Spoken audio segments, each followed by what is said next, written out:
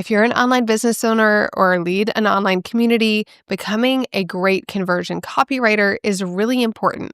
Now, I have a full interview with conversion copywriting expert Anna Powers that you can listen to, but I wanted to pull this highlight out because what we found is that even if you know the skill of conversion copywriting, there's this missing link that so many business owners, community leaders, and copywriters miss that will make or break the success of your copy.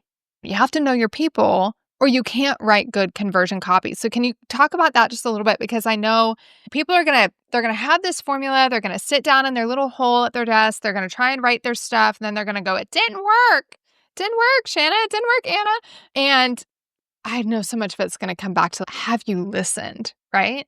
Have you talked with your people? Okay, so if you're listening to this and you have an offer, have you interviewed 4 to 10 of your ideal clients and recorded those interviews and printed out the transcripts and studied their exact language before you ever put together a sales page for every offer that you have? And have you printed their exact words and phrases, like taken the ones, especially the most common ones that you see? If you interview 8 customers, like 4 of them are using the same phrase. Have you dropped those specific phrases into your sales page and it's still not working? Okay.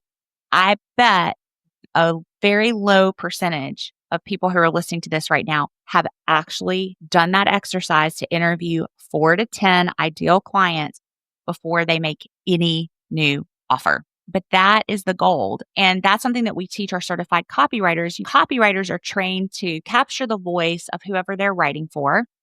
But it astounds me that because I've taken a ton of programs over the years, right? It astounds me that people don't teach this. We teach our copywriters, you don't just interview the business owner and try to capture their voice. You also have to interview the clients of your client, the business owner, right? So it has to go multiple layers deep. And I think as creators, oftentimes, like we're just thinking, oh, I have this idea for this offer. This is who I think would want it. I'm going to figure out how to speak to them. But you're not them.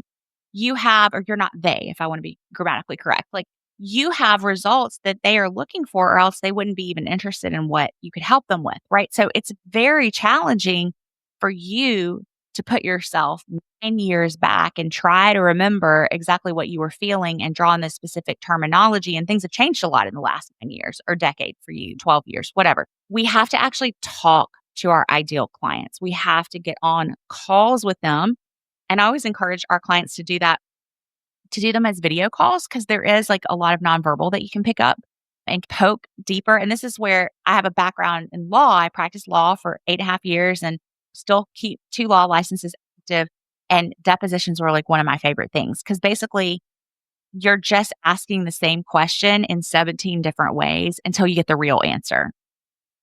And when you can see someone, you can tell like they're holding back still. So do those interviews on video, schedule them 20, 30 minutes. They're not marathons, but you're going to ask your customers the questions like, how long has this thing you're struggling with been a problem for you? What else have you tried to solve this?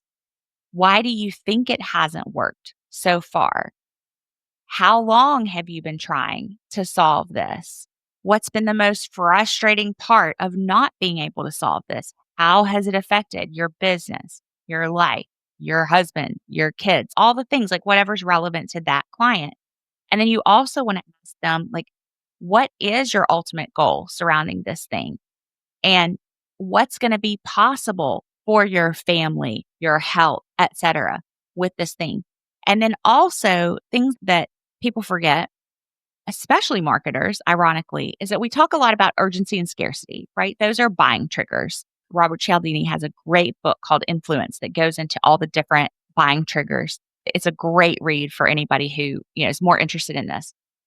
So we talk a lot about urgency, but most marketers and even community people who are running communities, like you're trying to put the urgency, like the call is happening, so hurry up and get on, right? It's what I call like fake marketer urgency. This is our launch. It's open and then it's closed.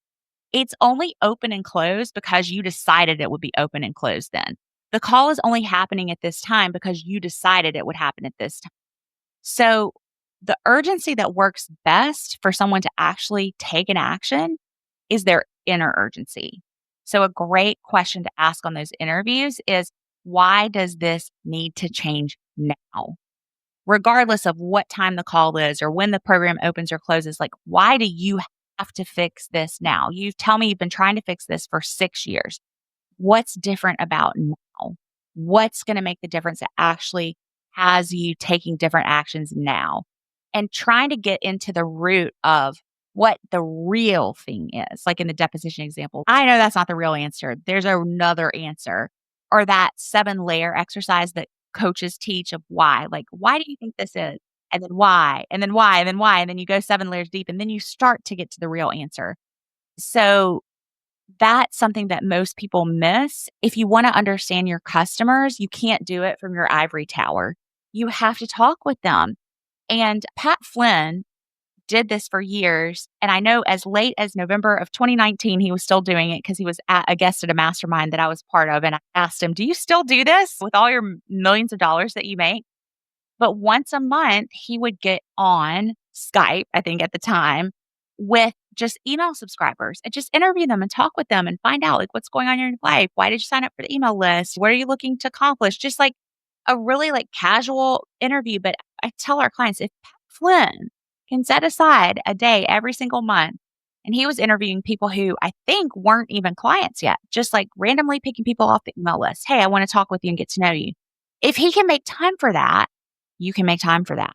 If he's running a much bigger business than a lot of people who come to us initially are, right? So if he can make time for that, you can make time for that.